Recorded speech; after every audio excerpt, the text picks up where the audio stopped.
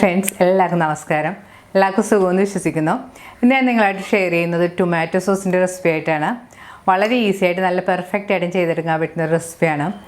ഇപ്പോൾ നമ്മൾ കടയിൽ നിന്നെല്ലാം വാങ്ങുന്നതിന് നന്നായിട്ട് കുട്ടികൾക്ക് ഹെൽത്തി ആയിട്ട് കൊടുക്കാൻ പറ്റുന്ന ഒരു റെസിപ്പിയാണ്. ഇപ്പോൾ കടയിൽ നിന്നൊക്കെ വാങ്ങുമ്പോഴത്തേക്കും പ്രിസർവേറ്റീവ്സും കെമിക്കൽസൊക്കെ ചേർത്തായിരിക്കും നമുക്ക് കിട്ടുന്നത്. ഇത് വീട്ടിൽ തന്നെ നമ്മൾ ഉണ്ടാക്കിയെടുക്കുമ്പോൾ അതൊന്നും ചേർക്കാതെ വളരെ പെട്ടെന്ന് നമുക്ക് നല്ല ടേസ്റ്റി ആയിട്ട് എടുക്കാൻ പറ്റുന്ന റെസിപ്പിയാണ്. അപ്പോൾ നിങ്ങളിത് ട്രൈ ചെയ്ത് നോക്കിയിട്ട് നിങ്ങളുടെ അഭിപ്രായം കമൻറ്റ് ബോക്സിൽ മറക്കരുത്. നിങ്ങളുടെ ഫ്രണ്ട്സുകാരൊക്കെ ഷെയർ ചെയ്യുക. അപ്പോൾ ഈ ടൊമാറ്റോ സോസ് ഉണ്ടാക്കുമ്പോൾ പ്രത്യേകം ശ്രദ്ധിക്കേണ്ടത്, ഇതുപോലെ നല്ല പഴുത്ത് നല്ല റെഡ് കളറുള്ള ടൊമാറ്റോ തന്നെ ഉപയോഗിക്കാൻ ശ്രദ്ധിക്കുക, നല്ല ഫ്രഷ് ആയിട്ടുള്ളത്. അപ്പോൾ ടൊമാറ്റോ സോസ് നല്ല കളറൊക്കെ കിട്ടും. അപ്പോൾ നിങ്ങളത് ട്രൈ ചെയ്ത് നോക്കിയിട്ട് എന്തെങ്കിലും ഡൗട്ടൊക്കെ ഉണ്ടെങ്കിൽ എന്നെ മെയിൽ ചെയ്യാൻ മറക്കരുത്. അപ്പോൾ നമുക്ക് സോസ് ഉണ്ടാക്കാൻ തുടങ്ങാം.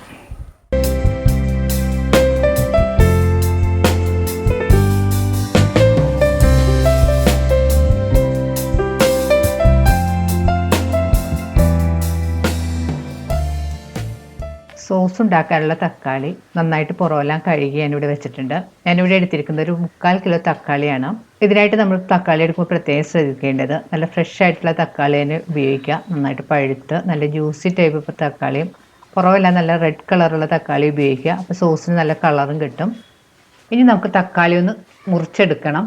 അതിന് മുൻപായിട്ട് നമ്മൾ നെട്ടിൻ്റെ ഭാഗം ഒന്ന് കട്ട് ചെയ്ത് മാറ്റാം. അതിന് ശേഷം ഒരു ചോപ്പിംഗ് ബോർഡിൽ വെച്ച് കഷ്ണങ്ങളായിട്ട് മുറിച്ചെടുക്കുന്നത് നിങ്ങൾ ഇഷ്ടം പോലെ മുറിക്കാം.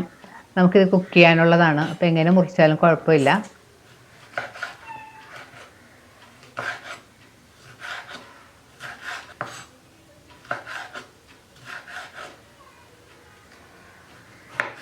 തക്കാളിയെല്ലാം ഞാൻ ഇതുപോലെ കഷ്ണങ്ങളായിട്ട് മുറിച്ച് വെച്ചിട്ടുണ്ട്.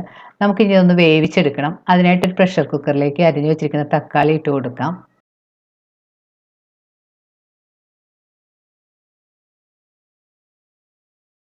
ഇനി ഇതിലേക്ക് പാകത്തിനുള്ള വെള്ളം ഒഴിച്ചു കൊടുക്കാം. വെള്ളം ഒഴിക്കുമ്പോൾ ശ്രദ്ധിക്കേണ്ടത്, കൂടുതൽ വെള്ളമൊന്നും ഒഴിക്കേണ്ട ആവശ്യമില്ല. തക്കാളിയിൽ നിന്ന് തന്നെ കുറേ വെള്ളമൊക്കെ വരും. ഞാനിവിടെ ഒരു 3/4 കപ്പ് വെള്ളം ഒഴിച്ചു കൊടുത്തിട്ടുണ്ട്. ഇനി കുക്കർ സ്റ്റൗവിൽ വെച്ച് തക്കാളി ഒന്ന് നന്നായിട്ട് വേവിച്ചെടുക്കണം. കുക്കർ സ്റ്റൗവിൽ വെച്ചതിന് ശേഷം ഒരു 4-5 വിസിൽ വരുന്നവരെ നമുക്കൊന്ന് കുക്ക് ചെയ്യാം. അപ്പോൾ തക്കാളി നന്നായിട്ട് വെന്തുടഞ്ഞ് കിട്ടും. ഇപ്പോൾ കുക്കർ സ്റ്റൗവിൽ വെച്ച് കഴിഞ്ഞാൽ ഒരു 4-5 വിസിൽ വന്നു കഴിഞ്ഞിട്ടുണ്ട്. ഇനി നമുക്ക് സ്റ്റൗ ഓഫ് ചെയ്ത് സ്റ്റീം പോകാനായിട്ട് മാറ്റി വെക്കാം. കുക്കറിൻ്റെ സ്റ്റീം എല്ലാം പോയിട്ടുണ്ട്. ഇനി നമുക്ക് തുറന്ന് നോക്കാം. തക്കാളിയെല്ലാം നന്നായിട്ട് വെന്തുടഞ്ഞ് വന്നിട്ടുണ്ട്. സ്പൂൺ കൊണ്ട് നമുക്കൊന്ന് ഉടച്ചു കൊടുക്കാം. വേവിച്ചെടുത്ത തക്കാളി നമുക്കൊരു അരിപ്പയിലൂടെ ഇട്ട് അരിച്ചെടുക്കാം. ആ തക്കാളിയുടെ പൾപ്പെല്ലാം ഒന്ന് സ്പൂൺ വെച്ചിട്ടൊന്ന് അമർത്തി പ്രസ് ചെയ്തെടുക്കാം.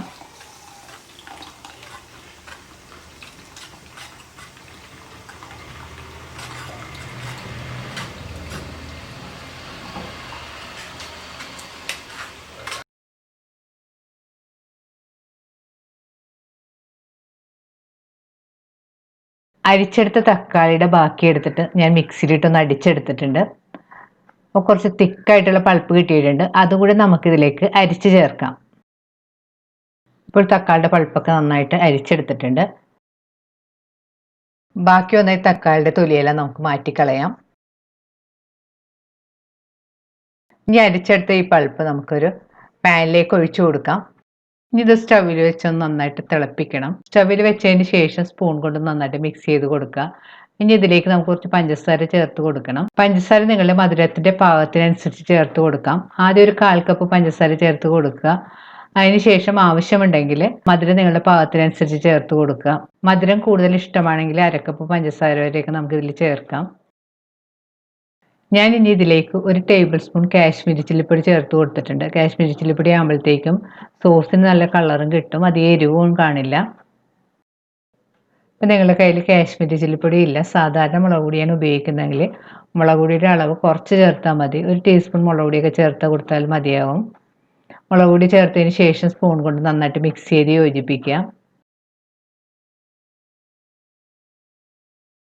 ഇതിലേക്ക് നമുക്കൊരു 1/2 കപ്പ് വിനാഗിരി കൂടെ ചേർത്ത് കൊടുക്കാം. വിനാഗിരി നമുക്ക് 1/2 കപ്പ് മുതൽ 3/4 കപ്പ് വരെ വേണമെങ്കിൽ ചേർക്കാം. നമ്മൾ ഈ സോസിൽ വേറെ പ്രിസർവേറ്റീവ്സ് ഒന്നും ചേർക്കുന്നില്ല. അപ്പോൾ വിനാഗിരി ചേർത്ത് കൊടുത്തിട്ടുണ്ടെങ്കിൽ കുറച്ച് ദിവസമൊക്കെ പുറത്ത് കേടുകൂടാതെയൊക്കെ ഇരിക്കും. വിനാഗിരി ചേർത്തതിന് ശേഷം ഒന്ന് നന്നായിട്ട് മിക്സ് ചെയ്ത് യോജിപ്പിക്കാം. ഇനി സ്റ്റവ് ഒരു മീഡിയം ഫ്ലെയിമിൽ വെച്ച് സോസ് ഒന്ന് നന്നായിട്ട് തിളപ്പിച്ച് കുറുക്കി വെള്ളമെല്ലാം ഒന്ന് വറ്റിച്ചെടുക്കണം. ഇടയ്ക്കിടയ്ക്ക് ഒന്ന് ഇളക്കി കൊടുക്കണം. ഇതിലേക്ക് ഒരു 1/2 ടീസ്പൂൺ ഉപ്പ് പൊടിയും കൂടി ചേർത്ത് ഒന്ന് നന്നായിട്ട് മിക്സ് ചെയ്ത് കൊടുക്കാം.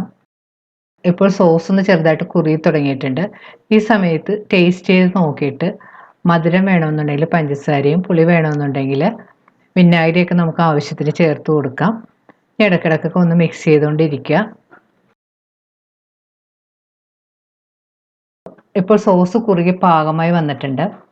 സോസ് കറക്റ്റ് പാകമായോ എന്ന് അറിയാനായിട്ട് നമുക്ക് ഒരു പ്ലേറ്റിൽ കുറച്ച് സോസ് ഒഴിച്ച് നോക്കാം. സോസ് പ്ലേറ്റിൽ ഒഴിച്ച് കഴിയുമ്പോഴത്തേക്കും സൈഡിലേക്കൊന്നും ഒഴുകി പോകാതെ ഇതുപോലെ നിൽക്കണം. ഇതാണ് കറക്റ്റ് പാകം. ഇപ്പോൾ നമ്മുടെ സോസ് പാകമായി വന്നിട്ടുണ്ട്. ഇനി നമുക്ക് സ്റ്റവ് ഓഫ് ചെയ്യാം.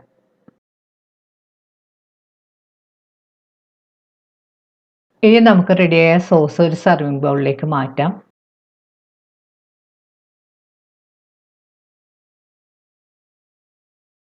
ഇപ്പോൾ സോസ് നന്നായിട്ട് തണുത്ത് വന്നിട്ടുണ്ട്. ഇനി ഇതൊരു കുപ്പിയിലേക്കാക്കി സൂക്ഷിക്കാം.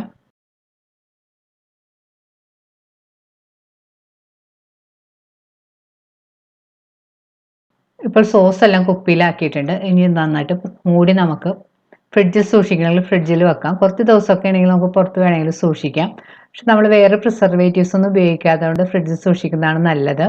ഈ സോസ് നമുക്ക് cutlet, French fries, tandoori chicken ഇവയുടെ കൂടെയൊക്കെ നല്ല കോമ്പിനേഷനാണ്. അപ്പം നിങ്ങളിത് ട്രൈ ചെയ്ത് നോക്കുക. പ്രിസർവേറ്റീവ്സും കെമിക്കൽസും ഒന്നും ചേർക്കാത്തതുകൊണ്ട് കുട്ടികൾക്കൊക്കെ നമുക്ക് ധൈര്യമായിട്ട് കൊടുക്കാം. വളരെ ഈസി ആയിട്ട് നമുക്ക് ചെയ്തെടുക്കാൻ പറ്റുന്ന റെസിപ്പിയാണ്. വീണ്ടും ഇതുപോലുള്ള അടിപൊളി റെസിപ്പി ആയിട്ട് നമുക്ക് കാണാം. താങ്ക്